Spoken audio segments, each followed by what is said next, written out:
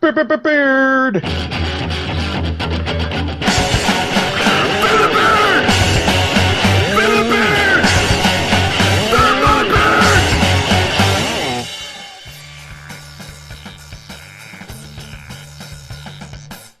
This is Fans Talk Wrestling, a weekly conversation where fans talk the wrestling world in all of its laughable glory.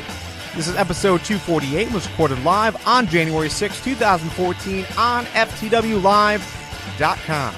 Tonight, we recap 2014 by ranking WWE, TNA, Lucha Underground, and NXT. We'll also react to this past weekend's Wrestle Kingdom 9 and preview TNA's first week on Destination America.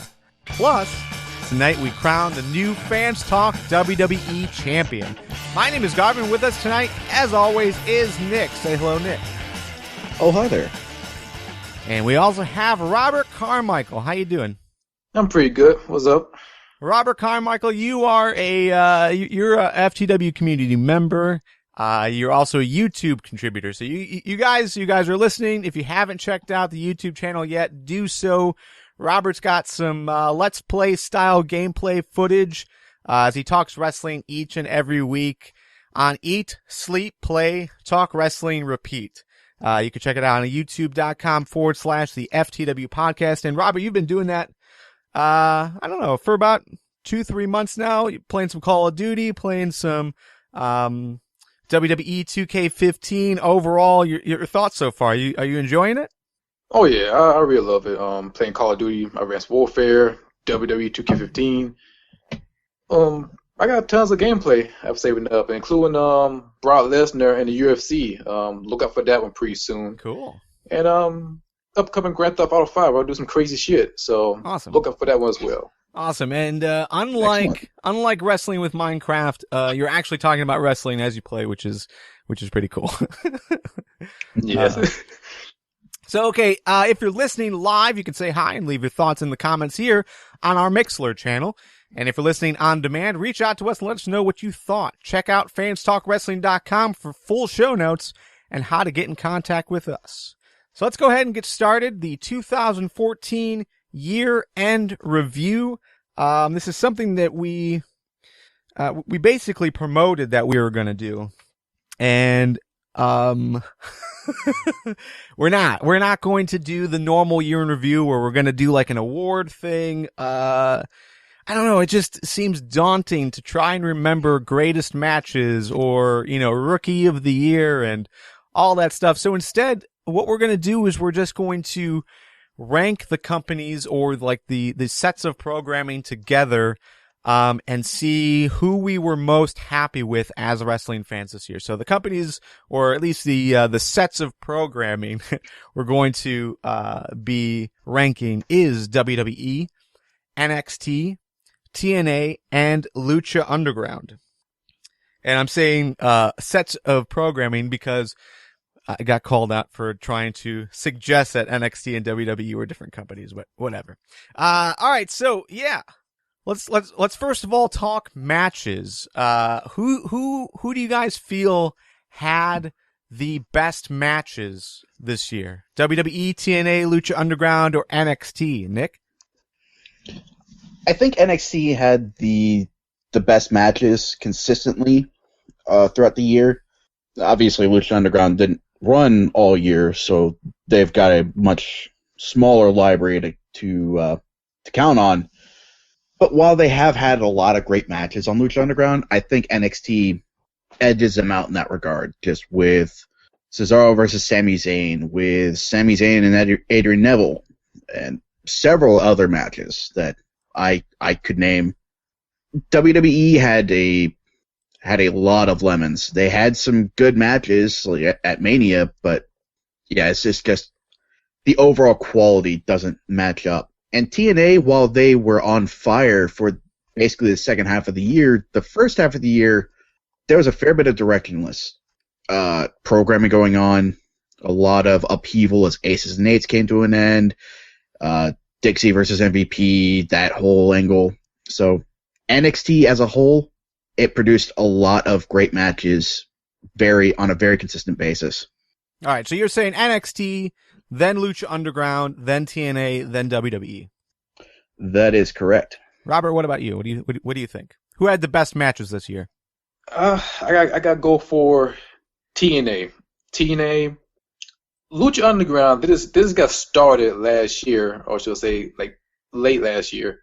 WWE, they kind of like okay, but like fail sometimes. The only great match I could think of was a triple threat match at WrestleMania 30. That was a pretty good match. But when you look at NXT, from NXT Arrival to TV show all the way down to NXT Revolution, it made you emotionally invest into the matches. Like Sami Zayn against Andrew Neville. That match got me hyped up to the fullest. But we look at TNA, I'm talking about hardcore matches, the Tag Team Championship Series with the Wolves, the Hardys, and Team 3D, the TNA Heavyweight Championship with Bobby Lashley against Jeff Hardy, Eric Young, and Bobby Roode. I think all those matches was hella dope. So if I had to pick which company pick up the number one, I say TNA first, NXT number two, Lucha Underground I give it number three, and WWE will be last place. Okay. Yeah, Lucha Underground, I think it's really difficult. We included Lucha Underground in this list just because we loved it. We've really enjoyed everything that they've done so far. But yeah, it's just a small pool of matches or whatever to pull from, just because I think there might have been 8 episodes, I think, that we've been able to see. The next part of the season isn't happening until this upcoming week. So it does kind of put Lucha Underground overall in a bit of a disadvantage. But for me, as far as matches go, I'm ranking it NXT, then Lucha Underground, then TNA, then WWE. And the reason I'm going to go with Lucha Underground second over TNA, like I'm hearing you as far as, you know, TNA had the different styles of matches. So you had the hardcore, that the tag team tournament that we had at the end of the year was fantastic. Bobby Roode versus Lashley, every match they've had has been great.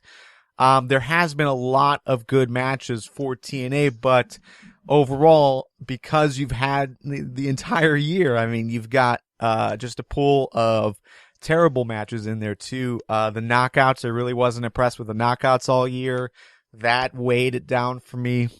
The menagerie, anytime the menagerie was involved, I really wasn't into it. So, yeah, overall, my ranking, NXT, bar none. It seems like fantastic match after fantastic match. Everyone's given the amount of time that they need to produce a good match. After NXT, Lucha Underground, then TNA, then WWE. And yeah, WWE did have some good matches, but, you know, overall, they have so much programming that it's just yeah. Let's move on. Stories. Who had the best stories this year? Robert, who do you think? I'm gonna have to give it edge towards the NXT because they keep it old school. Well, I mean, old school. You got rivalries, you got feud and championship, and I've never seen anybody put the NXT Women's Championship as important along with the NXT Tag Team Championship and the NXT Championship as well. They made the title important. Along with each division, they made it important outside from the titles. Also with outside of NXT, you got TNA. I mean, the whole big Dixie Carter and the Dixieland storyline. That was pretty cool. Along with MVP, he came along as a hero, but he got addicted to the power for TNA, and they keep the story ongoing for that one until we finally get the payoff when Bully Ray threw Dixie Carter through the table, which that was awesome. And then you got Lucha Underground, and it give you feel like a grindhouse storyline type. You know, it give you like the old school classic Lucha Libre style. Right. And far as WWE, the storyline sometimes is a hit and miss. I mean, go back to Road to WrestleMania, Daniel Bryan against Authorities, or should I say, Gunner for the main event. It was kind of dope.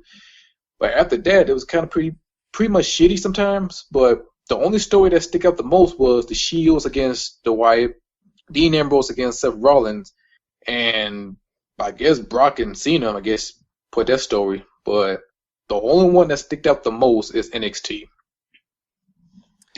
Yeah, I could definitely see that. For me personally, I think Lucha Underground told the most compelling story. And it's interesting. I find it interesting that I'm saying that right now because it's such a limited pool of content. But as much a fan as I am of the stories that are being told in TNA right now, with the Revolution, with MVP manipulating his way to power, the whole hunt that Bully initiated after Dixie, trying to put her through a table, there have been a number of great stories being told there, but then you've also had a lot of stinkers like Gunner and Samuel Shaw, whatever narrative was usually being told in the Knockouts division, which is really a shame because I thought the Beautiful People angle was going to be something. It turned out to fall flat. Mm-hmm. So, and that's my problem with WWE storytelling as well, magnified a few times more, because they came out of Daniel Bryan versus The Authority, where he just kept getting screwed over and over and over again. And while that did have a great payoff at WrestleMania, that didn't go anywhere. And then they kind of fumbled their way through other angles with the Shield splitting up, which had a lot of potential, that kind of sputtered off into Ambrose versus Wyatt, which hasn't really taken off the way we thought it would. And there's just this whole thing with The Authority, too.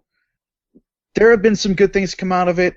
Rollins getting a title shot particularly stands out, but there's just been so much hit and miss with the WWE, and to a lesser extent TNA, that Lucha Underground has told the most compact, the most consistent story, and the most colorful story by far.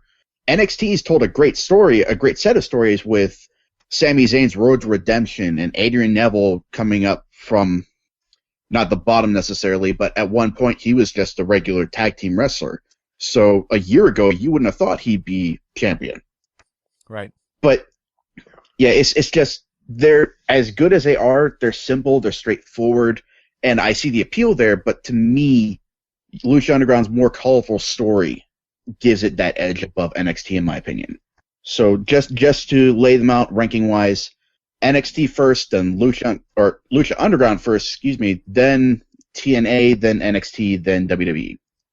Yeah, just on the WWE commentary side, it's they started off with a lot of good stories. I feel like the way that they built Daniel Bryan, but while yes, we were kind of upset with the direction that it seemed like they were going, but just the way it ended with him at WrestleMania holding the titles, that was a fantastic story. And it seemed like it was all worth it at the end. Like this guy had finally did it. The problem though with WWE is the injury side. They lost Daniel Bryan. Mm-hmm. So they really couldn't continue that anywhere else. So they kind of fumbled and tried to move other pieces into that, like Roman Reigns, and then Roman Reigns got hurt. You also had the injury to Wade Barrett. Overall, it just seemed like WWE was always playing catch up because of the injuries, but also because of the way that they write stories from week to week. It's not, it never feels like they've got a full plan ahead of them, like a full long-term storyline. It's never really clear where they're going. And the Bellas are a perfect example of that, where they're basically at each other's throats for 30 to 45 days, and then like that, it's over. And there's no real good explanation. My ranking for this, I'm going to go with NXT as your number one, specifically because of, Robert, you said this, it feels like every single piece means something, including the women's title race. The way they've built up that title has been fantastic. The way they have built Charlotte to be important is great. And it seems like everyone that she competes with is telling an equally wonderful story. You can even look at this whole Baron Corbin and Bull Dempsey as a good story because of how they're telling it. And it's not just the wrestlers, it's not just the writers, it's also the commentary team. The commentary team is making it very clear why what you're watching is worth watching. What you're watching is a good story and a very compelling story. So yeah, overall, NXT is my number one. Lucha Underground is my number two. And again, just because we haven't really had a whole lot of Lucha Underground yet to decide on, or to pick from. But it's been consistent. We've got a consistent story from each week. And it's told very well, and it's told differently. It's told in a way that we really haven't seen. TNA is my number three. WWE is my number four. All right, so overall consistency. How well have these guys gone from week to week to month, special event to special event? Not just matches, not just storylines, but just in general the consistency of the entertainment that is involved from show to show. Who was the most consistent this year? Let's take a guess at who's getting ranked lowest. For those that haven't picked up the pattern yet, that's going to be WWE. Yeah. For me personally, I think NXT has been the most consistent, simply by dint of the fact that Lucha Underground, it's kind of early to tell as far as consistency goes. And I think the format is a little cheaty in this regard too, given that it's all preloaded. So NXT, come to think of it, is sort of preloaded too, but it's not a seasonal episodic format then. So, yeah, NXT still gets the edge for me, just simply due to the fact that something like Sami Zayn's Road to Redemption happened over the course of the year. TNA gets third place for me. I appreciate the fact that they're doing something ambitious with the Revolution, or like the Revolution, and it's looking incredibly promising right now. And they really planted the seeds for that when Storm lost out against Rude in their title feud. So this is sort of a long game for them, and I really appreciate that. Right. But then they also had the fallout from the Aces and Eights. They also had Bully versus Dixie, and I don't feel like those were the most consistent things that they've ever done. So it's been sort of a mixed bag with TNA. It's looking promising going into this year, but as far as 2014 goes, they only really beat out WWE, and I think WWE that doesn't need any explanation as far as why it's getting in last place for me. What about you, Robert? I'm gonna start with WWE. They are hella dead last. Oh man, every time I watch WWE, it don't keep me exciting. It's always been shitty story, shitty push, and every time I watch on Raw, I just flip the channel. I just like, shit, fuck this. I'd rather watch Gotham before I watch this garbage. Yeah. But when I look at, I'm torn between TNA and NXT. When you look at TNA, it make you excited for more, like what next we gonna do, like who be the next guy to get pushed, who's the next person to get the title shot, or how the feud is going to end, and not only for the tag team, but like the championship and the knockouts. And the knockouts doing a pretty good job. The X Division, they're still building up, and you get this big stable, the Revolution, and see what they're gonna do next with that. The NXT, I think they are building up for next takeover around March. That's like same month as WrestleMania. I can tell like a couple of matches is going to be hella big on NXT takeover in March. And you look at Lucha Underground, I know it's still early, so I can see some good storyline with like Johnny Mundo and Puma, them guys involved in the match. So if I had to choose who I pick for number one, I would have to give a slight edge towards to TNA.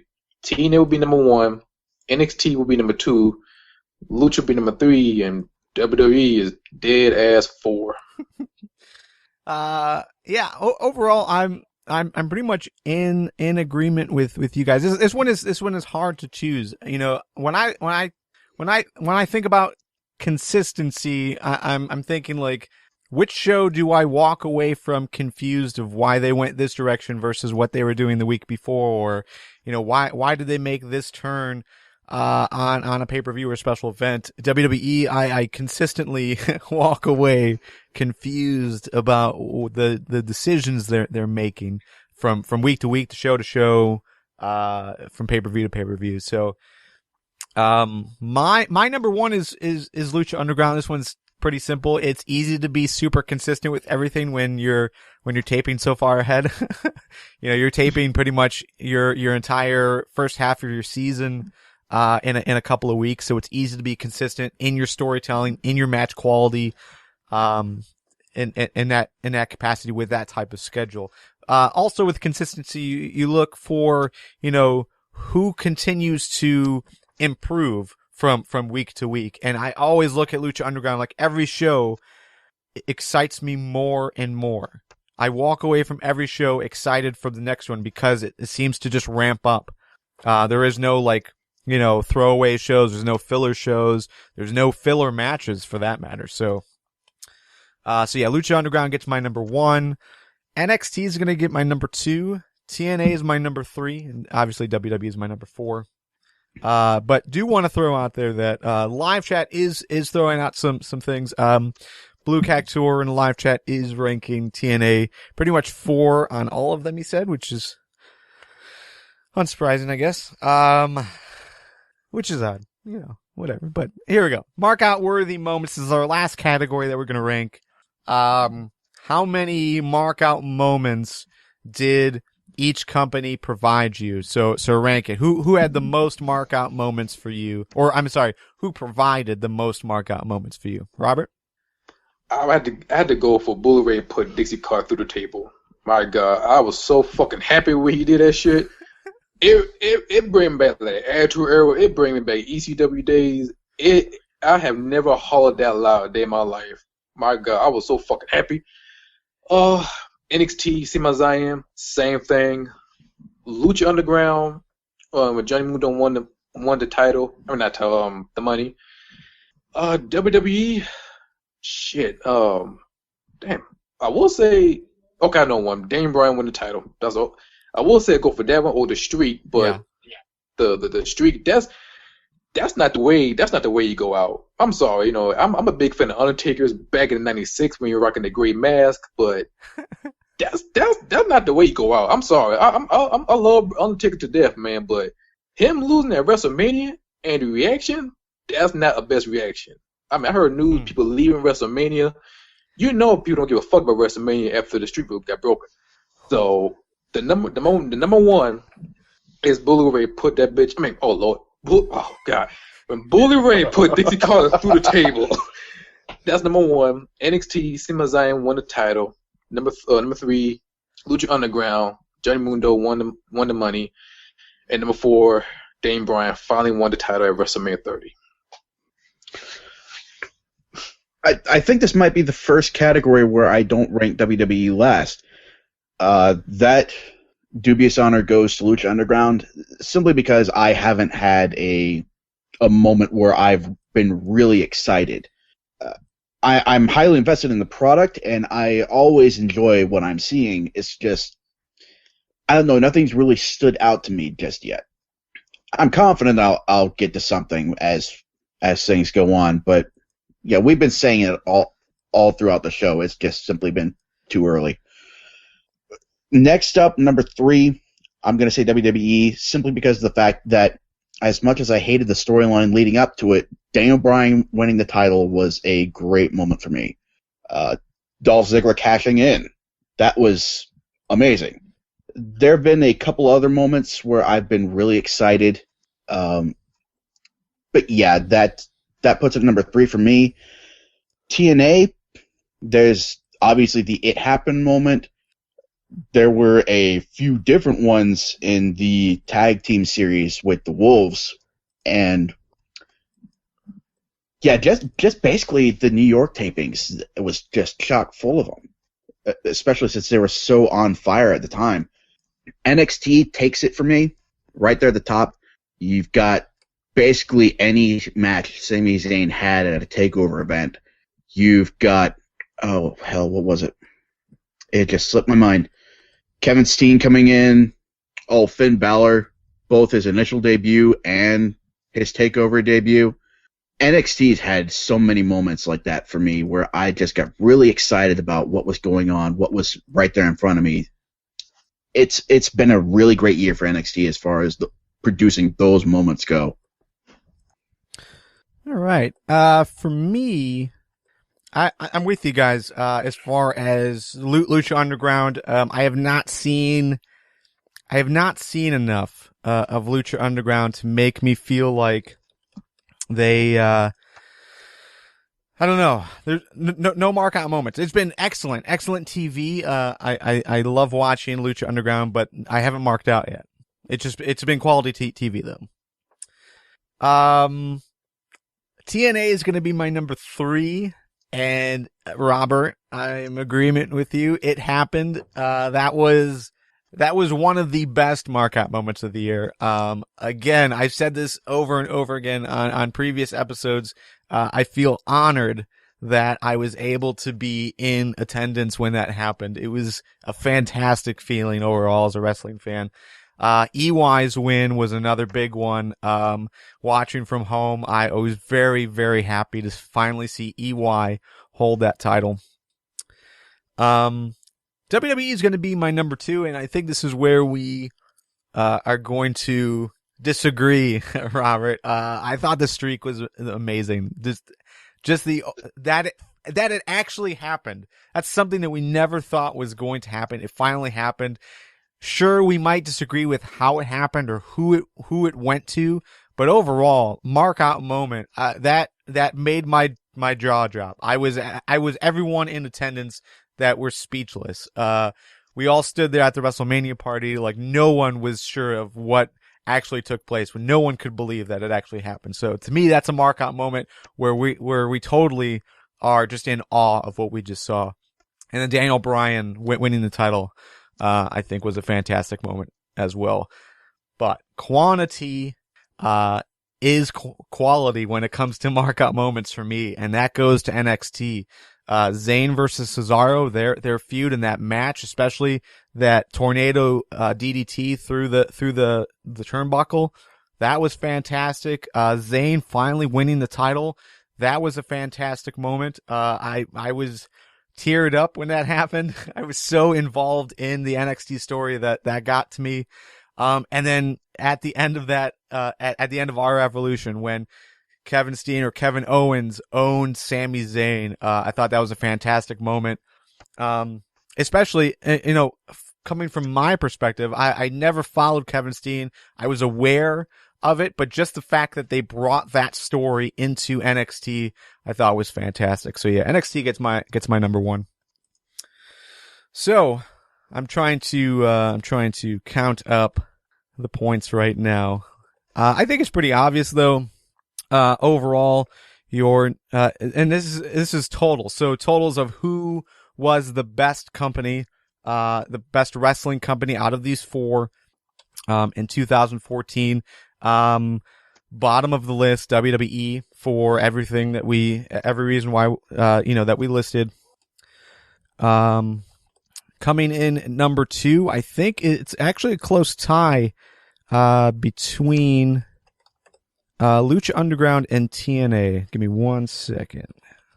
Yeah, Lucha Underground actually comes in 3rd, with 30 points. This is how I'm calculating. I'm calculating it by places. So WWE 45 points total. So we're doing golf scores. Lucha Underground with 30. So Lucha Underground, still very young. We're still all pretty much excited and entertained overall, but there's just been so few episodes to really get a good grasp of what they're doing. So, but I think 2015 will be different if they continue at this pace.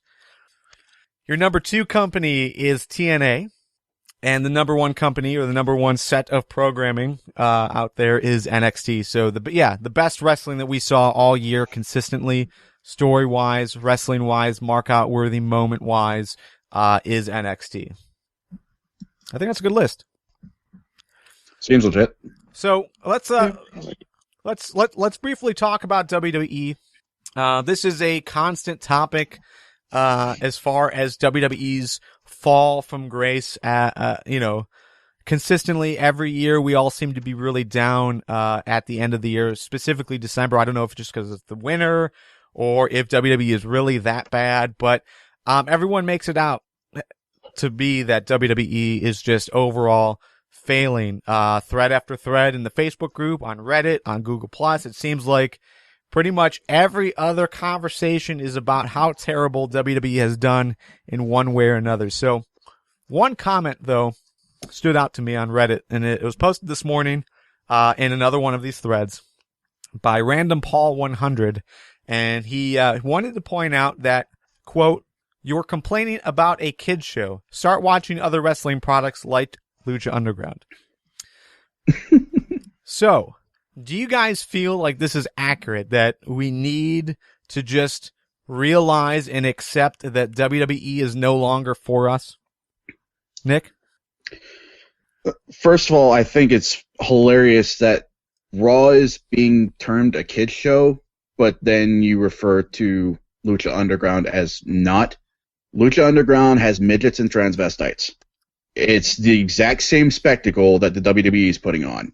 So if we're going to talk about that, let's just be a little more realistic about how we're describing things. Well, sure, but Lucha Underground, overall, it's it's stories that we're all liking, and by we I mean we're all pretty much older, like 18 and above, is your general demographic for wrestling. So overall we are very happy with what we're seeing in Lucha Underground. We're very happy with what we're seeing in NXT.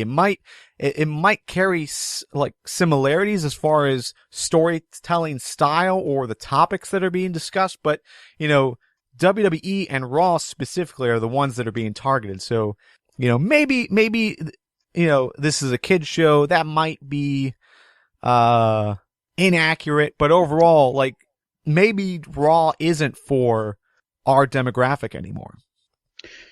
No, it's no longer for the fans that watched in the 90s, that loved the Attitude Era. That's not what it's about. It hasn't been about that for a long time, and I don't think it's going to be about that, if not ever again, then at least not for a while. Definitely not while Cena's on top, because Cena is a huge draw with kids. As we all know, he's a huge draw with the family market. I don't know that that'll ever change. And yeah, a lot of people need to accept that maybe the WWE just isn't for them anymore. And as far as start watching other wrestling programs goes, I'm fully in support of that. When I went on my hiatus as far as watching WWE products went, I watched TNA, I tried to get into ROH, and I tried out watching Japanese wrestling, and I fell in love with it. I watched indie promotions. I tried to watch as much PWG, Chikara as I could get my hands on, and I loved it. So for the people that are complaining about how bad, how awful, how terrible Raw is week in, week out, week in and week out, first of all, stop watching, because if you hate it that much and you're still watching, that says a lot about you. But watch something else. Find something that you do enjoy. And I think we'll all be a lot happier for it. I don't blame him. I don't blame him for hating on WWE, because the way Raw directed is the first thing come out long ass talking, and that's all they would do from last year to this year now. And plus, I remember last December when the New Day comes out, they start chanting NXT. I haven't heard anybody chant outside from WWE since TNA back in, I want to say 2006 or 7, we start chanting TNA during Raw. And now, back in the day, we thought, WWE had to go up against other competition. But right now, the old competition is NXT. It's bad when, I think last month, when John Cena had to hold a meeting just to rally up their own roster, just to try to do their best. But, damn hell well, NXT is kicking their ass from the storyline to a push. And that's why TNA, NXT, Ring of Honor, and Lucha Underground is getting better. And not only that, Global Force Wrestling, and once they get the TV deal, it's a done rep for WWE. And same thing with New Japan Pro Wrestling, with be on TV as well, it's over for WWE. And because right now WWE is getting so, I won't say lazy, but it become shitty. I mean, even the rotation, like John Cena is the first guy I even lost respect to, because back in the day when John Cena beat Rey Mysterio, I lost all my respect for that guy, and I have never seen a single wrestler get protected like that before. I don't remember even AJ Styles being protected when he has running TNA. Of course, he being the main event, but he had to step down and let the other guys get their shine on. I don't see that in WWE. When every time you see a main event, you see John Cena, no matter what, with the title or without the title. If WWE needs to be better, they had to switch it up. They need to change rotation. They need to cater to a pro wrestling fan, not rely on sport entertainment. Because everything this man said on the Stone Cold podcast is the problem right now for WWE. Yeah, right. Yeah, I don't know. I mean, I'm kind of torn on the concept. My mantra for the last 2-3 years, pretty much since we've been doing this podcast and since we've been, receiving feedback from you guys and just taking part in more conversations online, it seems that this negativity continues to rise and rise and rise and get larger and more and louder, really. But my mantra has always been, wrestling, the entire show is not for you. There's always going to be something there that you can find engaging, that you can find worth watching. But I do agree it is hard to find that sometimes, especially with WWE. So, yeah, overall, I don't know if I want to classify Raw or WWE in general as a kids show, but I think it goes with just overall expectations. It seems like with the IWC in general, as we get more negative, our expectation bar goes higher and higher, and we are putting WWE in a position, or TNA in some instance, we're putting them in a position that they'll never be able to reach that point where we'll be truly satisfied. We'll always find something negative to talk about. Roman Reigns, I think, is a perfect example of this. We want to see new guys be pushed and get that opportunity. And there was rarely ever a complaint about Roman Reigns until he turned singles and he got that opportunity. And then now it seems like everyone hates Roman Reigns. I don't know. I think it's just we're setting the expectation bar too high. WWE will never be able to meet that, and yeah, it's a shame. But definitely, I do agree that people should just turn it off. And that's something we've always said too. If you're unhappy with what you're watching, treat wrestling like any other TV show. You don't like Doctor Who anymore, you don't watch it anymore. You don't just keep watching it to complain about it, and that's how we treat WWE. Yeah, I mean, the expectations absolutely have to change. Raw this week was not that bad, but to hear a lot of people tell it ran their dog over and then danced on its grave. Yeah. It was... There are three things I think people are focusing on to the exclusion of everything else. One, the authority's back. Two, a few of their favorite, or at least wrestlers they liked, guys got fired. And then somebody said something about the Road Warriors that wasn't spoken in glowing terms. It made Lance Storm sad. Yeah, I mean, Mick Foley talked about them disrespecting Hawk's memory, and it's... They're saying that the teams that came before don't stack up to them. Yeah. It's a gimmick. Recognize it for what it is. They didn't disrespect the Road Warriors, or they didn't disrespect Hawk's memory. They didn't speak ill of the dead. And to say otherwise is just ridiculous. I think people need to either get the stick out of their ass or just recognize a gimmick for what it is. And recognize the product as a whole for what it is. Judge everything by its own merit or lack thereof, you don't need to judge what happened with Kid and Cesaro unmasking themselves by the merits of the Authority's back. Treat everything as its own individual thing, judge it on its own merits, and I can pretty much guarantee you'll start to enjoy at least aspects of the product a lot more. It's really hard to enjoy WWE. I mean, I can bring up TNA when they bring in the Dixieland. You can enjoy that because you back in your mind there will be a big payoff. And once Bully Ray put her through the table, that storyline is dead, and they bring up a new storyline with push up new guys. WWE, when I thought Authority is over, I thought, okay, brand new is coming up. We see some good storyline. The Authority was out for at least 2 months, or a month and a half, and then bring them back. I'm thinking to myself like, wow, so all that Survivor Series shit is full of waste. But I guess they try to build up for Road to WrestleMania with Triple H and Sting. If that would be me, if I wrote for a Sting and Triple H match, I will bring back the old school Triple H, come out with a sledgehammer, jeans and a leather jacket, bust Sting in the head with a sledgehammer, and there you go. That's your match for WrestleMania. But no, you have to bring back the whole entire Authority and bring the same concept from last year. So that's why people are complaining about WWE, because people who grew up with WWE or WWF, they seen the change.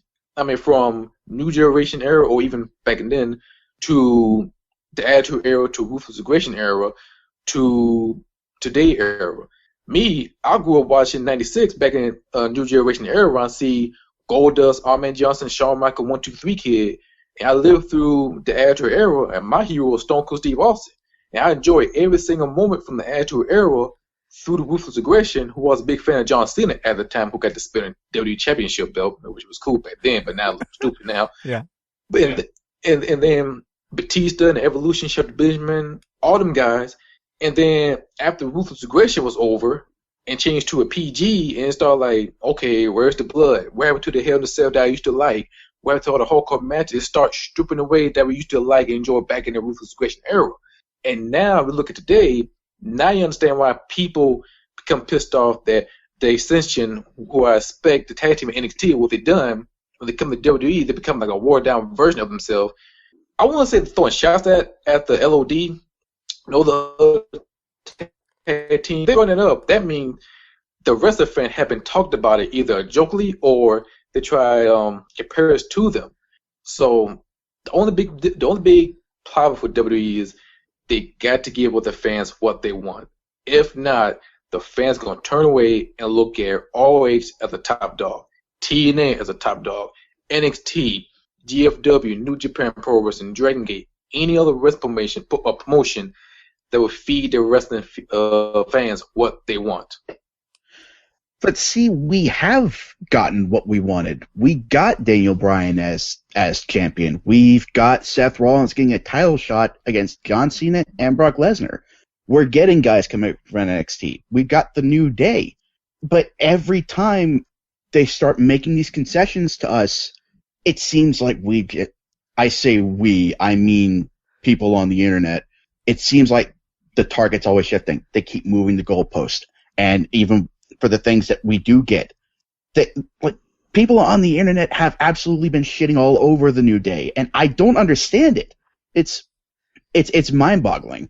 As far as the Authority goes, go ahead. As far as the Authority goes, I get what you're saying. I rolled my eyes when I saw them come back, but my theory about that is they came back about the same time that Daniel Bryan came back.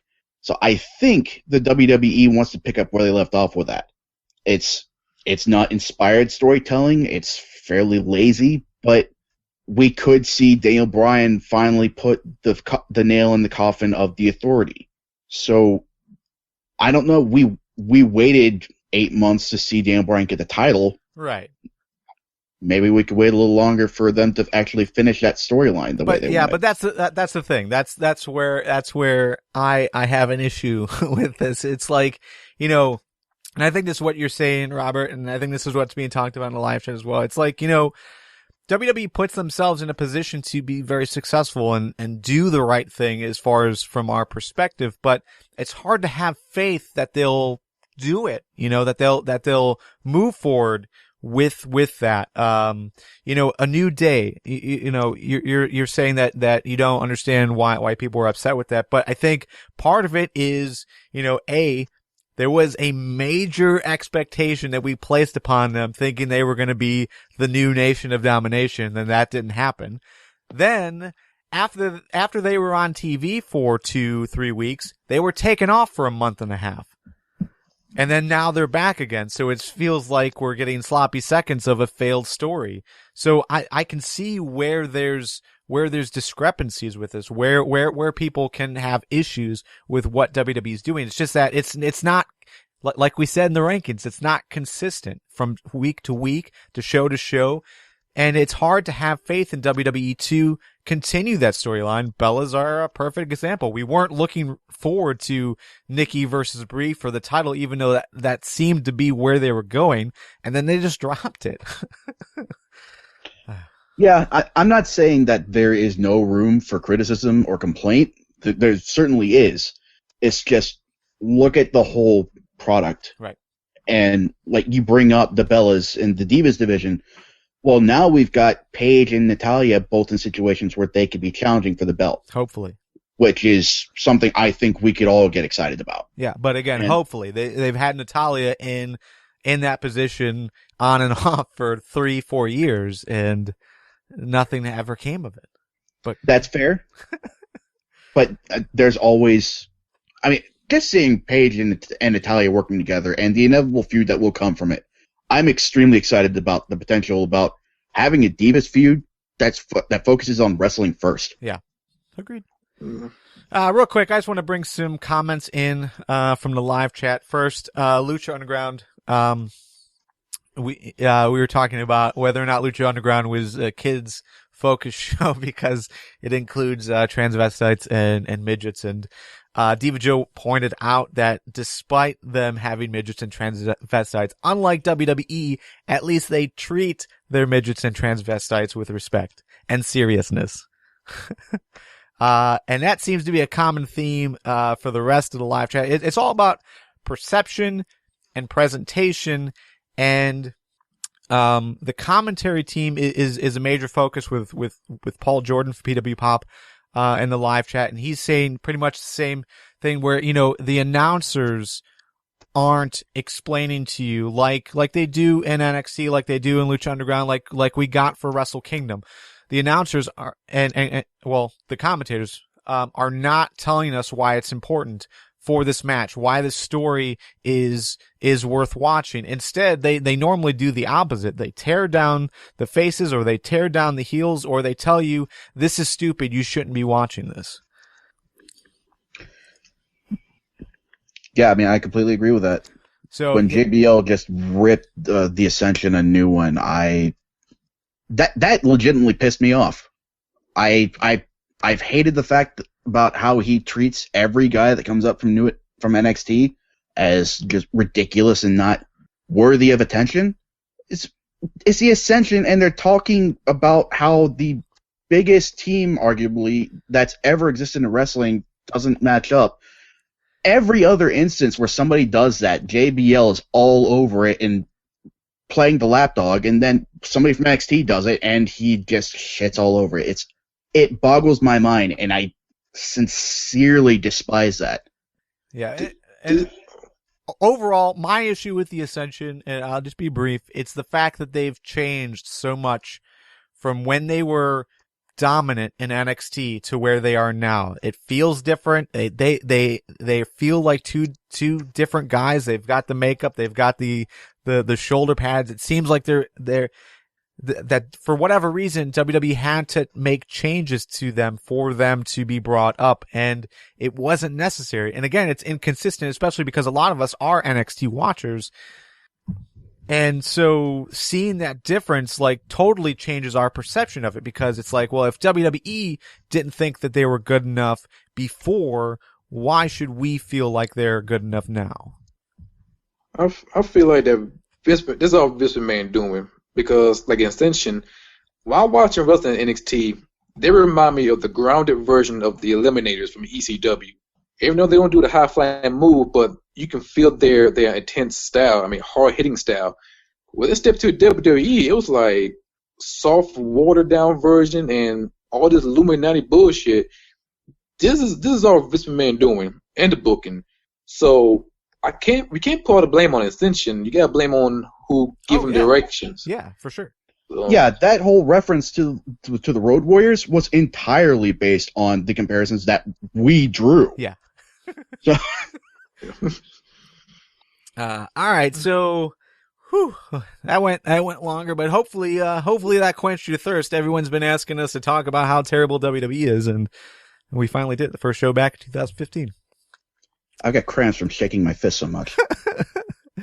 All right, so we were gonna spend some time to talk about TNA's first episode in 2015 on Destination America.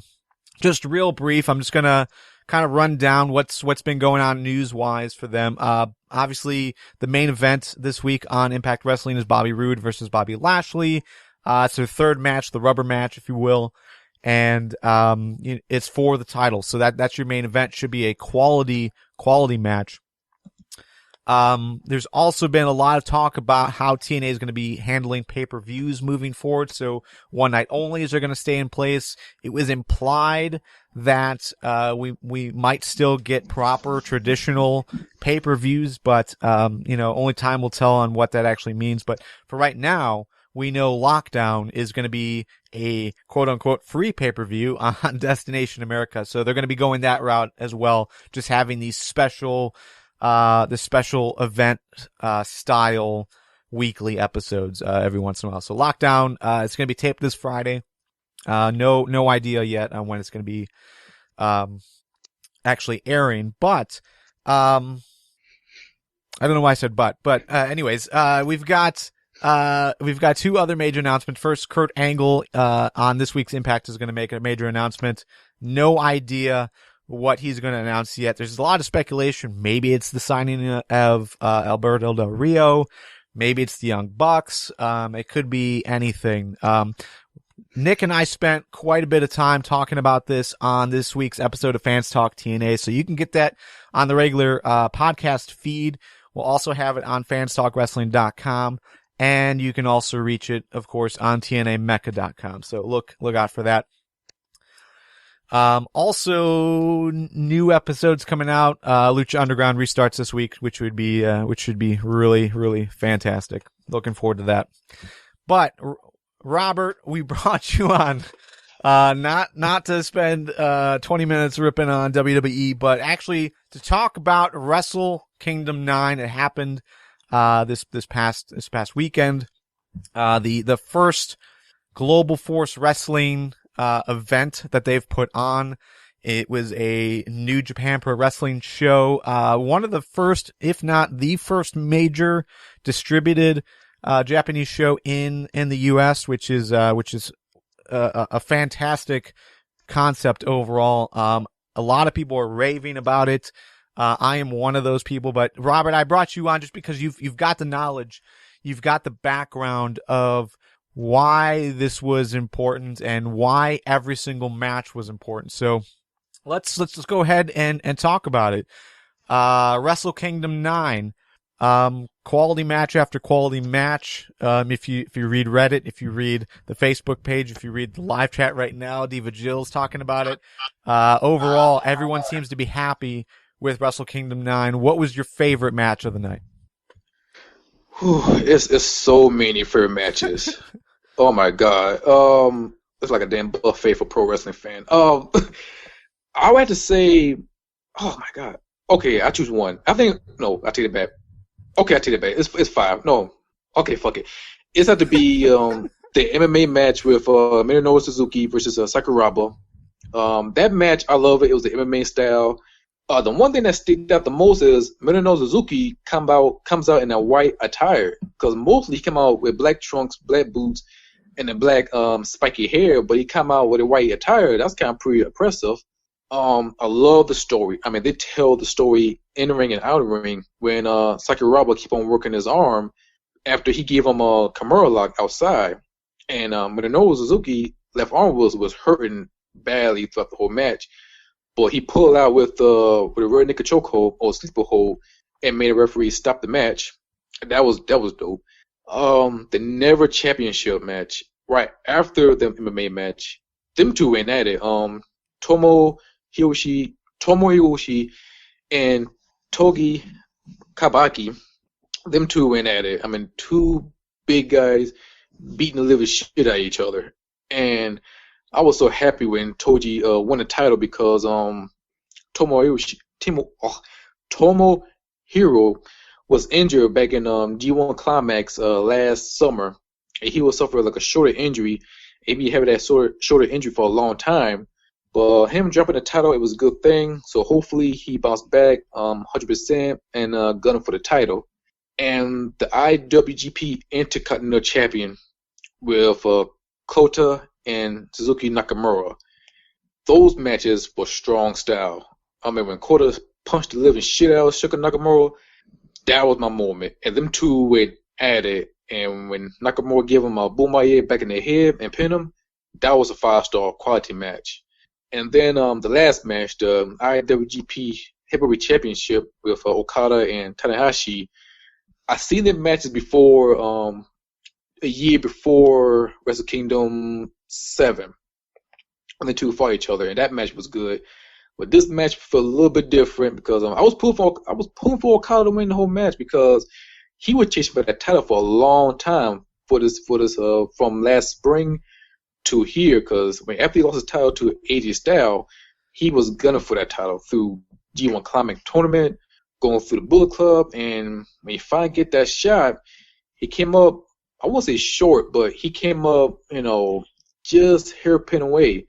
And Tanahashi gave him a flying frog splash from standing up and give him a frog splash to pin him. So them two, they're going to meet each other. If not, I know AJ Styles next up to face Tanahashi for the title next month for New Japan Pro Wrestling, the New Beginning next month event. The Fatal 4-Way match. Wait, real quick. By the way, I think I counted 16 frog splashes. Yeah. Well, I guess. Yeah, there was a ton of them. Real quick, Robert. I need to rewind just a little bit. To your first statement, to your first match, your favorite match of the night, the MMA style match between Sakuraba and Suzuki. You made a big deal about the white outfit. Mandeep on Google Plus also called me out and thought I was dumb for not getting why that was so important either. Why is that important? Because mostly I've been watching him for a very long time, from 2011 in and out, like a couple months, then right back into it. Because most of the time, Minoru Suzuki, he's a crazy motherfucker. He always come out with a black attire, and he's a villain. But him coming out as a white attire, it's really stood out. I'm like, okay, he's switching up. I thought he was a turn of face, but he's not a face. He's not a heel. It's kind of like the guy you root for because he's a real badass. And plus, him with the MMA style fit for it because I seen him fought with Yuji Nakata, aka Mr. Blue Justice. That match was classic, and that was a match under MMA rules as well. That was in, I would say, 2012 or 13. It was 2012, I remember. But with Minoru do something different, that really stand out. He's switching up a bit, but after I saw him wrestle in New Japan Pro Wrestling New Year Dash, he went back to black. So I think it was like a one-time deal for a special event. So I don't think we'll ever see him wearing a white attire again unless next year at Wrestle Kingdom 10. Yeah, it struck me a lot as him being cast as the hero of the match because he is fighting the outsider. And I have seen him in matches where he wrestles black trunks, his hair isn't bleached. He's a bastard. He is a psychotic villain, and he doesn't care who he fucks up. There was definitely that hint of it. Like they focused a lot on what his eyes look like. Like that is a stare of a man who has seen some shit. And I completely agree with it. He's a scary dude. But yeah, I think it's just a simple imagery deal. White is a good guy, black is the bad guy. And even though Sakuraba didn't fight in a black outfit, I think that's the effect that they were going for. Okay. With Suzuki. Okay, I'm with you. Yeah. Nick, your favorite match of the night? I think I enjoyed. It's really hard to pick just one. For just the in-ring action alone, I really enjoyed the opening match, the junior tag match. Red Dragon, Young Bucks, Time Splitters, and the Forever Hooligans. That was incredibly entertaining. Never a dull moment. It was not difficult to keep track of, but it's just action all the time, and I enjoyed that.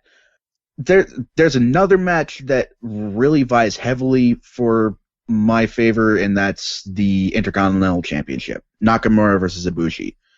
And I haven't seen a lot of Ibushi. I was not hip to that background story before Wrestle Kingdom. And even then, I really cared about how that came out. The storytelling done by Matt Stryker, the storytelling done in the ring by Nakamura and Ibushi, and just I always loved Nakamura from the second I laid eyes on him, just how emotive and expressive he is with every single movement he makes. For a guy that came to wrestling from professional MMA, I think he's probably the most successful example of a transition we will ever see, because he is just so at home in the ring and presentation and all of that. It's just a really quality match. Okay, so just to recap, how this conversation is going to me, or for me. You know, you guys know the background. You guys know who these guys are. I have no idea. Going into this, even coming out, I still don't really have any idea who these people are. I'm trying to keep track of names, but this match specifically, Ibushi versus Nakamura, my God, the stiffest match I think I have ever seen. It seemed like they were connecting with everything. It really made it difficult for me to find that line between real and pro wrestling, just like everything just connected. I was surprised neither of them were bloody by the end of it. Just, it was so awesome.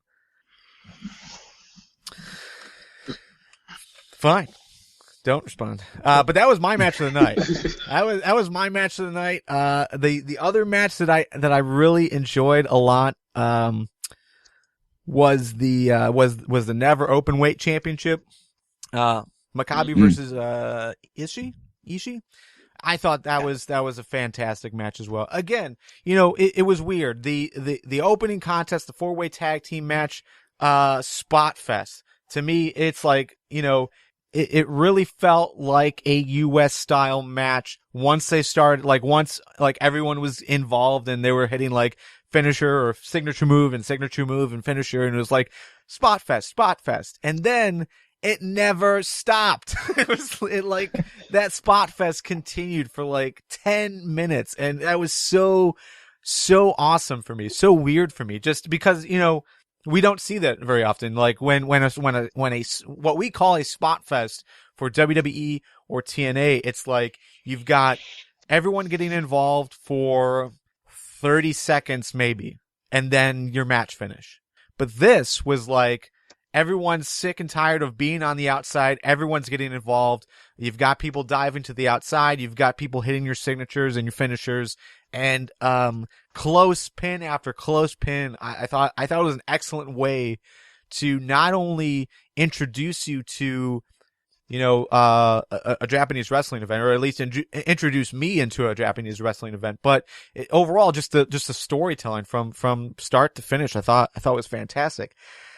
The second and third, and really the fourth match, I think, is where I started feeling like I did with the other indie show, the other free pay-per-view indie show. I forget which. We talked about this a few weeks ago, Nick. What was the event? FWE Refuel. Yeah, that's right. FW. So I got to the same feeling at this point that I have pretty much with every indie show, and that is I stop caring as much because I don't know who these people are, and it really wasn't compelling. I don't at this point, I've heard of the Bullet Club, but Jeff Jarrett's still doing the guitar gimmick, and that was weird for me, and it just didn't seem I don't know, it just didn't seem as important as I thought it was going to be. The 8-man tag match, well, yeah, we saw Shelton Benjamin, and I thought that was fantastic. You know, I haven't seen him in a while because I don't watch ROH, but the match, I don't know, it just kind of fell flat for me. And the MMA style match, I know, Robert, you saying that was like your favorite match of the night, but I don't know. I thought it was pleasant. I thought it was a nice change, but I wouldn't necessarily say that like I was on the edge of my seat excited for it. It was just kind of, to me, it was kind of awkward. Like I really wasn't expecting it. And the way that they did the match, where most of it was kicks or strikes to the guy in white, Suzuki, yeah, where a lot of it was just kicks and strikes against his arm.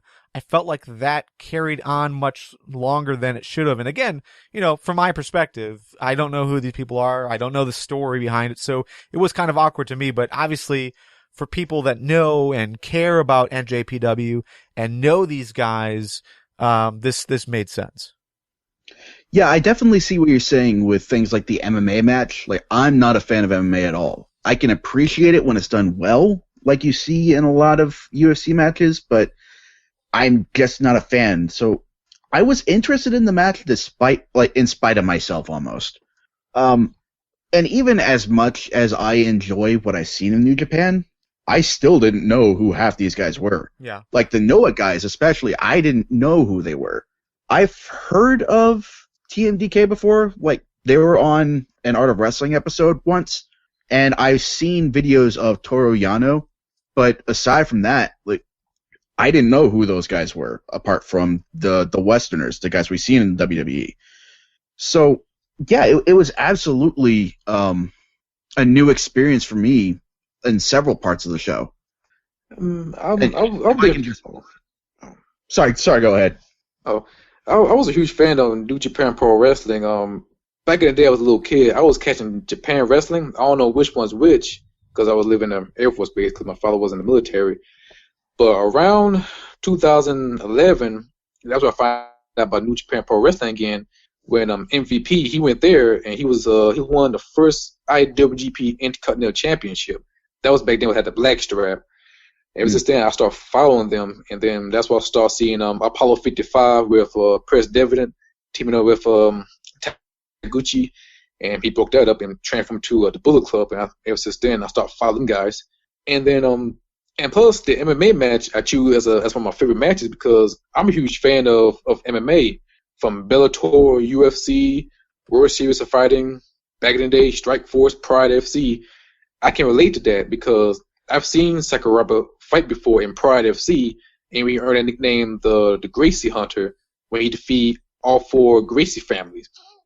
And Mononobu, I've seen him fight in Pancreas Wrestling. It's like a hybrid wrestling, which they're still doing in Japan, but back in the day they used to have a wrestling ring, but now they have like an octagon. Sometimes they switch it out sometimes. But I can relate them two guys because both have experience in MMA, and both of them are hella great wrestlers. And I've been following almost all these guys, you know, and plus I'm still following Pro Wrestling Noah and Dragon Gate every single chance I get.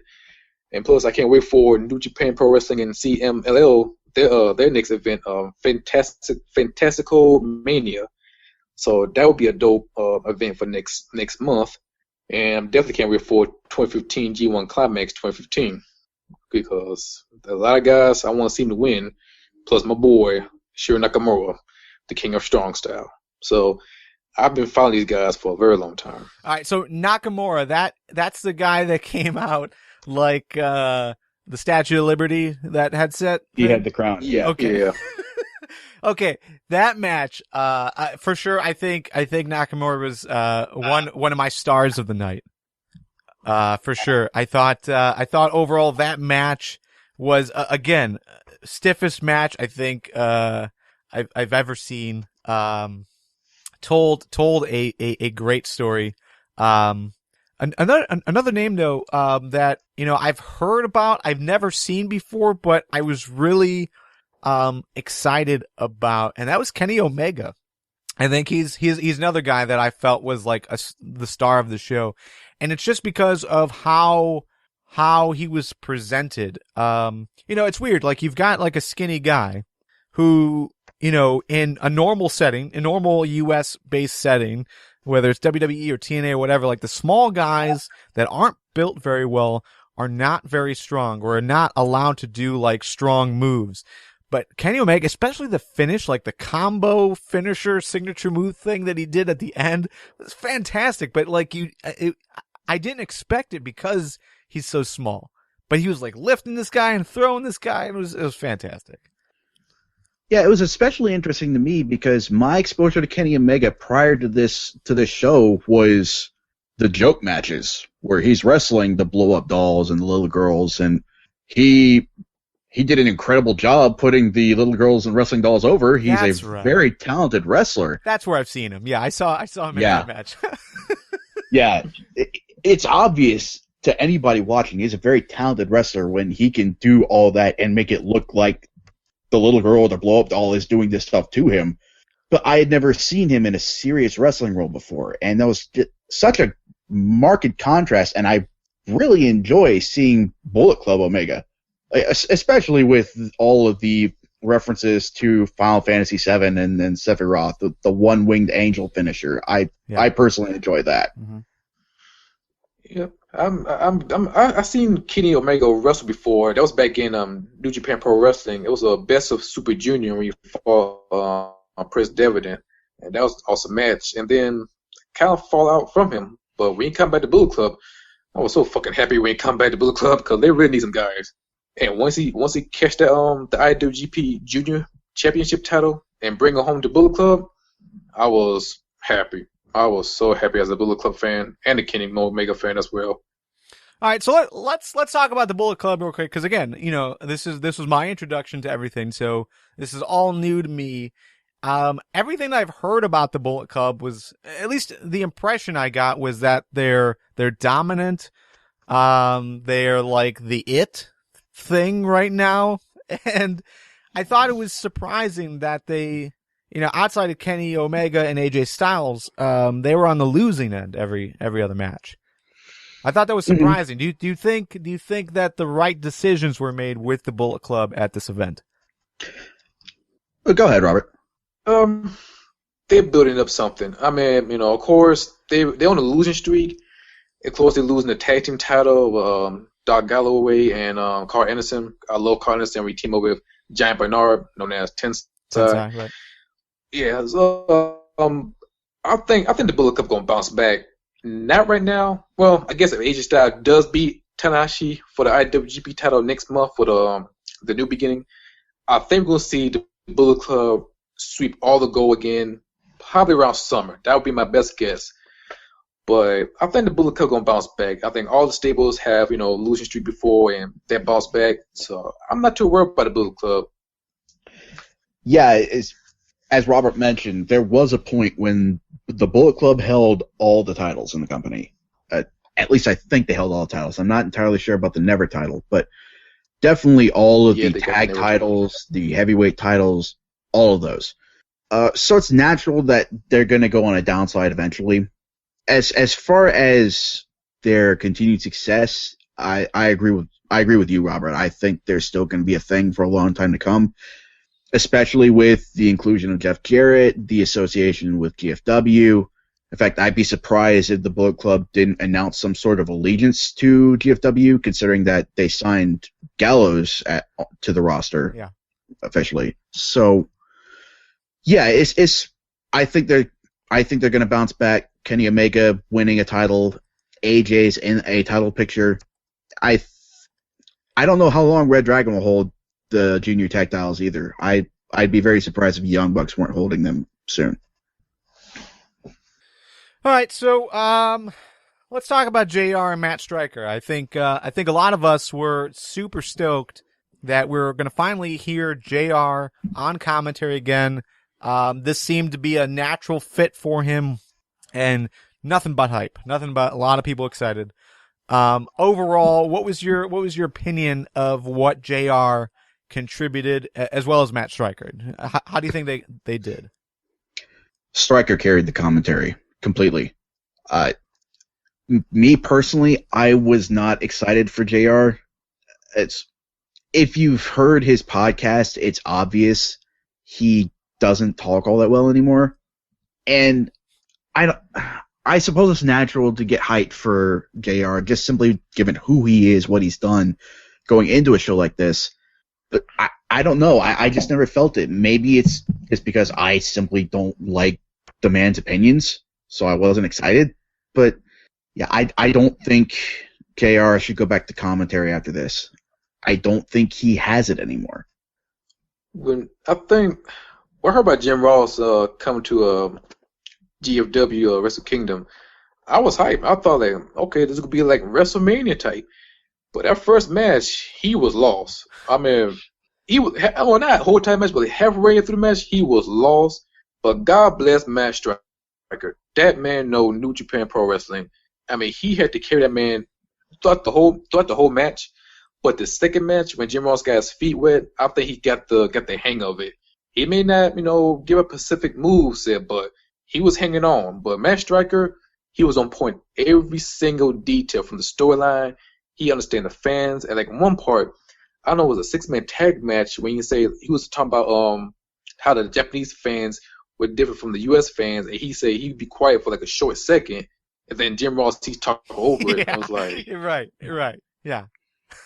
Yeah, like, I remember that too. I don't know, man. I'm not ready to say JR doesn't have it anymore. I know that's what a lot of people are suggesting. To me, I think it's just overall perception. I think having Matt Striker there definitely helped JR. But JR, to me, and I know I have different opinions as far as the Attitude Era goes, but to me, JR always made even the most obnoxious and idiotic story or match feel important. He made everything basically equal level playing field for every match, every segment. He knew how to tell a story, so he knew how to make something that was okay or good, great. But when something's already great, like all of these matches that we had, like it almost felt like he was slowing it down. Like he was out of place because he wasn't needed. I think it might have gone better if Stryker and Jarrett swapped roles. Because Stryker was already doing part of the play-by-play for JR. And it was obvious JR simply couldn't keep up. Like, with the opening match, it's expected.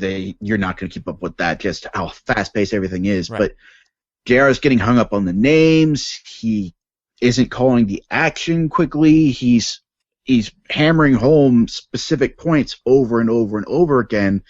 Specifically, Shibata and Goto, they were in high school together. They were on the wrestling team together. They were in high school together. Did I mention they were in high school together? Old buddies, old friends, high school friends. We get it. I don't even know how well JR would have done on color, simply because of the fact that he can't pronounce the names, but I think that would have been a more fitting role and that's the role we saw him in when he had that brief stint on commentary in NXT when they first opened up after rebranding. And he was good when he was calling the main events of shows on color commentary. And I think that's just the role he would be better at. Maybe if he does an ROH show, or if GFW ever does their own shows, maybe we can form a more definitive opinion on whether JR still has it anymore or not. But he didn't do anything for this New Japan show except add name value. Yeah, he was rusty for sure, I think. Yeah, mostly. I think some matches he keep on bringing up some old WWE names like the Dudley Boys to Stone Cold and Rock. I'm like, okay, nice reference, but let's back to the New Japan Pro Wrestling, bro. But again, this was a lot of people's introduction to New Japan. So to me, I appreciated that, like the references, the just comparing these people to people that we know. But the one outside reference that I hated, and this is when I stopped really listening to JR, is when he promoted that he's doing a podcast with Dixie Carter. In the middle of a match. I didn't get it. So I understood how he got off on that tangent just because of the mention of the Talking Shop podcast. Yeah. But yeah, it's this blatant self promotion. It's all of what JR is all about now. All right. Well, overall, if you haven't watched Wrestle Kingdom, and you can obtain a copy, definitely do so. It was a great event. Again, Matt Stryker, fantastic. Just overall sold everything very, very well. The matches in general were very, very good. So overall, I think people were saying, and I think it's maybe generally understood that Wrestle Kingdom is WrestleMania for a lot of wrestling fans, and I think it totally lived up to that level. Do you guys agree? I enjoyed it a lot more than WrestleMania. I think Wrestle Kingdom just murdered WrestleMania already. It's gonna be tough. I'm not trying to be saying I'm not trying to be saying funny, but Wrestle Kingdom got a lot, and then you got NXT next takeover right before WrestleMania. I know one thing, WrestleMania better step this shit up because right now they get the ass beat right now. I would not be surprised at all if the next takeover upstage WrestleMania entirely. It wouldn't be hard, but anyways, let's move on. Let's move on from that. We've got a little bit left on the dock. One thing that we didn't necessarily promote, but I want to do anyways, is crown the new Fans Talk WWE Champion. So you guys might remember, if you were listening to us back at FTW248, we crowned the first FTWWE champion. I think at the time it was called the FTW backed WWE champion. Basically, we were like you. We were unhappy with the direction that the company was taking, and we wanted to crown our own champion. At the time, we crowned Daniel Bryan. And we basically kept track. We had some specific rules that we were following as far as when a title was defended on TV. We'll talk about those rules in a second. But yeah, so we crowned Daniel Bryan. I think he went back and forth with Roman Reigns. John Cena held the title for a little bit. But it came to the point when there was just so much going on, so much WWE content, and content that we weren't necessarily all watching all of it. Lost track of the FTW backed WWE champion, but we're going to bring it back. We're going to follow it. We've kind of streamlined the setup, so it's going to be easier to track now. But here are the rules. The title will be defended every time the champion is in a match on either Raw, NXT, or pay-per-view. The title can change hands via disqualification and countout. The title can even change hands in a tag team match without the champion being pinned. The only caveat here is that if there isn't a single winner in a match, like a tag team countout or a DQ or a double DQ or a double countout or something along those lines, then the champion will retain. So overall, it's pretty high stakes.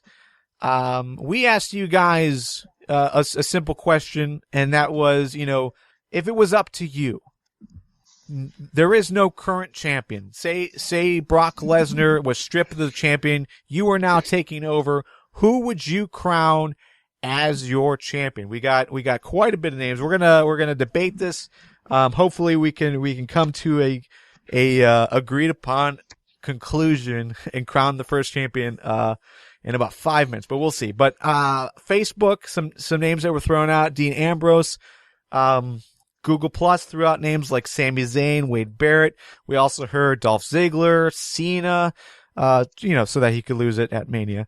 Tyler Breeze, Kevin Owens. On Reddit, we heard names like Kofi, Cesaro, Seth Rollins, Finn Balor, Brock Lesnar, and Big Show. So, quite a bit of names. Overall, if you guys were in charge, who would you crown champion today? Start with you, Nick. Right off the bat, I'd have to nix any guys currently in NXT. As great as they are, it's NXT. It's a developmental system. never going to happen. And for the purposes of what we're doing, I think just main roster guys should be considered. Dean Ambrose is an attractive name, but I don't know. For me personally, I would want to give the champion something of a run, and I don't see that happening right now against Bray Wyatt. It's attractive to put it on Cena, again, just for the idea that he'll lose immediately, but again, I want to give the champ something of a run. Yeah, what you don't want to do. Yeah, what you don't want to do is give to Cena just to have Brock Lesnar hold it and then not compete for 2 months, 3 months. Yeah, I mean, if we put it on Lesnar, it's going to go away for 6 months, and we're not going to see it again. Dolph Ziggler, same thing. And dude loses all the time, as much as we like him. Wade Barrett, as far away from the main title picture as he is right now, does seem like an attractive prospect. He's just come back. He's obviously been given a push, so he would hold that belt for a good little while. This is really hard. It is. And you got to be strategic because you want a guy to hold the title that will theoretically keep it for a couple months, hopefully. Yeah. If he wasn't debuting at the Rumble, I'd put it on Daniel Bryan probably. Fuck it, I'll put it on Daniel Bryan. Daniel Bryan. Okay. All right, I'm writing that down. Robert, you're in charge. Who do you make champion today? Hito Itami. I would change his name from Hito Itami back to Kenta. Give that man back to GTS. Everybody know he's a godfather of GTS. And make him the first Japanese wrestler ever held a major title. I mean, they need some change. They need some fresh face. And with his strong style, where I see him wrestling Pro Wrestling Noah, I think I can see him matching up with Daniel Bryan. I can see him matching up with who else I think of? I can see him matching up with Dean Ambrose, because before Dean Ambrose, he was John Moxley. He would be in a hardcore match from Combat Zone Wrestling. I can see him go toe to toe with Seth Rollins. Them two go match up, put a great main event, and I can see him go one on one with Brock Lesnar. With them two guys with the MMA style, I'll let them go at it, do a little strong style matches, and give the fans what they want. So I'm gonna give old boy Kenta. And plus, every time I heard that name, Hito Itami, I think about that creator from Metal Gear Solid. I don't know why, but I'm gonna give my boy. I will give my boy Kenta the WWE Championship strap. Man, I like the pick, not necessarily because of your fantasy booking, but just overall, NXT is safe. Hopefully it continues to be safe. That is, as far as proper booking, or at least booking that we can back, and it seems like guys who should win are winning. So I'm okay with the Itami name. I'm okay with the Daniel Bryan name, but there's just so much weird speculation with Daniel Bryan. For sure, if he was 100% healthy, and we knew that, Daniel Bryan would be my pick. But because there's so much speculation as far as is he actually healthy, that was never really made clear in his welcome back speech. When he announced that he was going to be in the Royal Rumble, all he mainly said was that the doctors thought he would never come back, and mostly they didn't know what was wrong with him.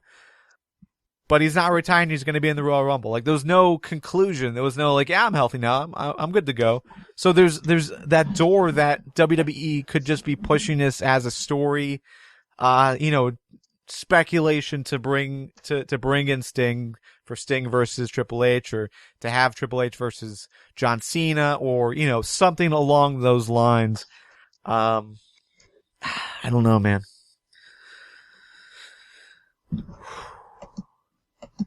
Okay, a name thrown out by Ricky Spanish in the live chat. Rusev. What do you think of Rusev as a Fans Talk WWE champion? No, because then Ryback will become champion next, and nobody wants that. I would like that. That would be fine, but for me, if he only changed, if only Rusev changed the WWE title into a Russian Heavyweight Championship, I will go all forward. No, he's not changing the Fans Talk WWE Championship to the European Championship. So. Damn it! You can do what you want with the American title, but you do not fuck with FTW. Mm. Okay. So, I think it might be difficult for us to come to a single conclusion if I don't choose either Daniel Bryan or Hideo Itami. So, Team Beard, brother. Team Beard. there's too many holes in the current story. I can't fully believe Daniel Bryan is back for reals. Man, I was really hoping for like Sami Zayn or Kevin Owens or Hideo Itami. Can he do it? Can he be the guy?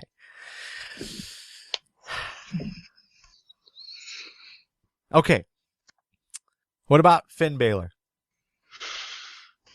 That was from Mark Jack in the live chat. You think Finn Balor could be the guy? I mean, obviously he's partnered with Hideo Itami, so he's along the same lines. I guess it all depends on where you guys think they're going next. Balor is absolutely deserving. We know he can carry something along the lines of a top level title out of one match. Well, I'm sorry. Let me take that back. I have not followed NXT since Revolution. I like to binge NXT watching, so I don't know what he's done since. But okay, continue. I mean, I'm more referencing what he's done elsewhere in the WWE. But again, I just have this reticence about picking an NXT guy to be the WWE champion. Well, the Fans Talk WWE champion. True. Okay. So FTW champion is for all of WWE. Yeah. This can be an NXT guy, someone on the main roster. It's just who you think is deserving and should be our champion. Who represents Fans Talk Wrestling? All right, and I am changing my vote from Daniel Bryan to Sami Zayn because that's still Team Beard and that is totally relevant. And Sami Zayn is a man. Okay, there we go. There's a name I can get behind. What, Robert? Are you thinking of changing? Can you back Sami Zayn as champion? I do love Sami Zayn. I do respect his work in Ring of Honor and NXT. He wasn't in Ring of Honor. You're thinking of some other guy. Yes, he was. Yeah, that was El Generico. Yeah. Common mistake. Totally two different people. Yeah, El Generico runs an orphanage in Mexico now. He's retired from wrestling. Duh. Yeah, but he got the same move. But I'm still sticking with Hideo Itami. I'm still sticking with him. Yeah. Okay. I'm gonna have to be the tiebreaker, but I think it's a good name. I think we're gonna see good things. I'm hoping he holds the title for a long time. I'm gonna go with Sami Zayn. Yeah. Just cause it's, I don't know where they're gonna go with Hideo Itami next. Could he be in the tag team division? Could he fight with Finn Balor? Does he go over Finn Balor if they feud? It'd be I don't know. I just don't have total faith that Hideo Itami is gonna continue moving forward. At least on a winning streak of sorts. Okay. So there we go. The new Fans Talk WWE champion is Sami Zayn. Also, we did crown a Fans Talk TNA champion. You can check that out on Fans Talk TNA, episode 11. It's going to be released this week. You can check it out on TNAMecca.com, but yeah, we'll have that champion over there. And then obviously Fans Talk Wrestling Podcast, we talk about TNA as well, so we'll be tracking it on both shows. But let's go into the win and fail of the week. Women wrestlers aren't getting paid? Why do you do a job? Here is your win. You do any job, and fail is to fucking get paid! Of the week. Nick, your win of the week. My win of the week specifically is Shinsuke Nakamura versus Kota Ibushi for the Intercontinental Championship. Spectacular match all around. And Wrestle Kingdom 9 as a whole, spectacular show all around. Robert, your win of the week? New Japan Pro Wrestling, Wrestle Kingdom 9. The whole entire event. I mean, from top to finish, including I watched the Japanese version, the both sides, Japanese version and American version. The Japanese version, they had like a little Royal Rumble when Yuji Nagata won that match. So that's my win of the week. My win of the week is going to go to just the overall excitement that a lot of people, including myself, have about wrestling right now. NXT is still on top of the game. This week we've got the debut of Impact Wrestling on Destination America, which is totally awesome. Cannot wait for TNA back on my TV. We've also got the return of Lucha Underground this week, which again is also fantastic. Robert, like you said, the entire Wrestle Kingdom. I don't know if I would go that far, but a majority of Wrestle Kingdom I thought was fantastic. So now to see where GFW takes this and takes that hype and carries that hype, I'm really interested to see, what happens next. So, from the live chat, we've got the Raw alternative or Raw alternative. I forget. It's a hashtag. I forget. I think there's about 10 different independent companies that are putting together, an event. I want to say it's Monday, January 19th. It's going to go head to head. Yes. It's going to go head to head with Raw. I'm assuming it's internet based. But yeah, it's going to be, it's not necessarily a competition with WWE and Raw. For some reason, they wanted to clarify that, but it is an alternative to Raw. So, we'll throw some notes in there in the show notes of this episode, some links, and then we'll be promoting the hell out of it on the Facebook page and Twitter and Google Plus, so you guys can check it out if you do seriously, sincerely want something different than WWE and Raw on the Monday night. You can check this out. We also got a win from Blue Cactus. He said the appreciation of Cena at the end of Raw. I don't know. I didn't watch Raw this week, so I cannot comment. I appreciated the dick move that represented. And Dean Ambrose got a win. So, okay, fails of the week. Nick, your fail of the week? My fail of the week is just the excessive hate for Raw, specifically for the Ascension, just for what they said. I already went way into this early in the show, so it's just undeserved. I don't understand why people go to the lengths of the hyperbole they go to when they talk about Raw. If they hated it that much, I can't. They've either got some kind of complex or the remote control is broken, so I don't understand it. Robert, your fail? Raw. Okay. That's nothing more I can say. Raw, just like boring ass Raw. Short to the point. I can dig it. I don't necessarily have a fail this week. I thought everything that I watched, and experienced was great. So there's that. I guess a fail is that being off doing live shows for 2 weeks. We haven't recorded live shows since before the holidays. I really miss doing this, and we just don't have enough time every week to talk. I feel like we can go on for another hour at least.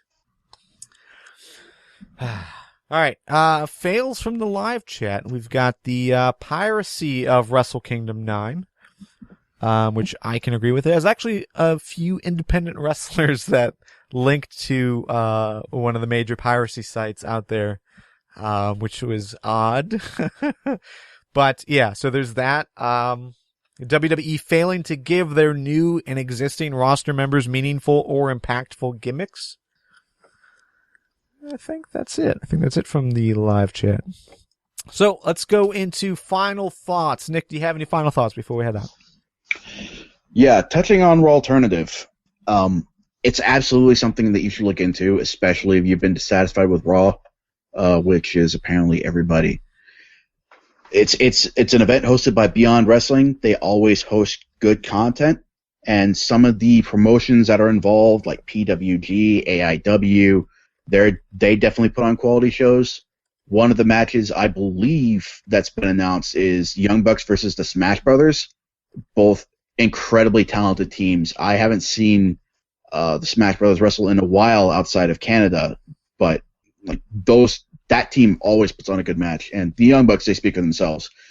Yep.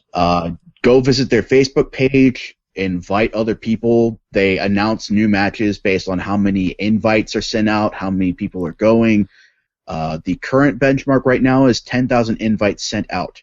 Ooh. So once they reach that, they will announce a new match. I believe the next one has a competitor from New Japan that we would have seen at Wrestle Kingdom 9. So interesting. Absolutely go there, invite everybody you know that might be the least bit interested in wrestling. Go, get the word out. Do it now. Robert, a final thought from you. I can't wait to see the new beginning from New Japan Pro Wrestling. I can't wait to see New Japan Pro Wrestling and CMLL Fantastical Mania. It's like a 3-day or 2-part show. And I enjoy being part of FTW podcast. I've been a big fan of you guys back in WrestleMania 28 or 27. It was just then, writing for you guys, doing video for you guys. I enjoyed it, and there's no other place but here. So yeah, you've been around for a while. That's good. That's nice. That means this community is doing something right. To have, because like it's you. We've got like Blue Cactuar has been here for a long time. So many listeners have just stepped up and really contributed well to the community. And like we said at the top of the show, Robert, you contribute to the YouTube channel, Let's Play style gameplay, videos on the YouTube channel. So youtube.com/the FTW podcast. And Call of Duty, you've played WWE 2K15. You said GTA. You're going to be playing some GTA coming up as well? Yeah, GTA 5 and the UFC video featuring me and my little brother Ishmael, as I playing as Cain Lavaldez and Ishmael play as Brock Lesnar. And another fight, it was Ishmael played as Gina Carano. I played as Kat for the women's title. Spoiler alert, that match was bloody. So watch out for that video. Excellent. Real quick, Ishmael, that the guy on the Facebook group, that's your brother? Yeah, that's my little brother. I introduced Ishmael to his podcast and the FTW podcast because every day he loved talking about wrestling. I said, go talk to FTW on Facebook, and it was just then Ishmael started being involved with it. So he's been with you guys since I'd say like last month, and so yeah, that's my little brother. Awesome. And awesome.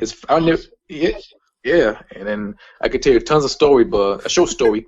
His first favorite wrestler is Kane. That was right after he was unmasked, and during that time when he set Jim Ross on fire. That was his first favorite wrestler. Awesome. Yeah. Oh, damn. Good. I'm glad to hear that. I didn't realize that before. So yeah, thanks for sharing. FTW, it's for the family. Yeah. That's what it should have been. Family Talk Wrestling. Oh, God bless it. Oh wow. All right. So final thoughts from me. Just quick programming announcements, I guess. We are now on TuneIn. That was requested. Shoot, I can't remember his name. He's in the Talk TNA podcast Facebook group. He was asking if we were on TuneIn. We weren't at the time, but it was actually pretty simple to set up. So yeah, we're over there now. So if you use TuneIn on your iOS or Android device, you can now listen to us over there. Whatevs. You're welcome. There's also a new Fans Talk TNA schedule because TNA is moving to Fridays. We're gonna basically postpone the release of Fans Talk TNA. Before we were basically recording both podcasts on the same day and then basically releasing them on the same day. But now Fans Talk TNA is going to come out Thursday morning at midnight. So that, that's basically your Impact preview show, which is very cool. We do have new graphics that went along with the, not necessarily rebranding, but basically we merged websites. So FTWpodcast.com is now the same thing as fanstalkwrestling.com. We kind of embrace the Fans Talk Wrestling name, for the podcast. So all of the podcasts are going to be there. We might bring back the blog eventually, but as of right now, it's going to remain dormant. But all new graphics, new logo. Really interested to see what you guys think about that. So definitely check it out if you haven't already. But that's it. That's the show. You can go check out FTWpodcast.com for more information about us and how to get involved in the future. And join us live each and every Tuesday at 8 p.m. Eastern on FTWlive.com. For myself, Nick, Robert, and everyone in the live chat, thanks for listening and joining in on the conversation. We'll see you next time. Goodbye.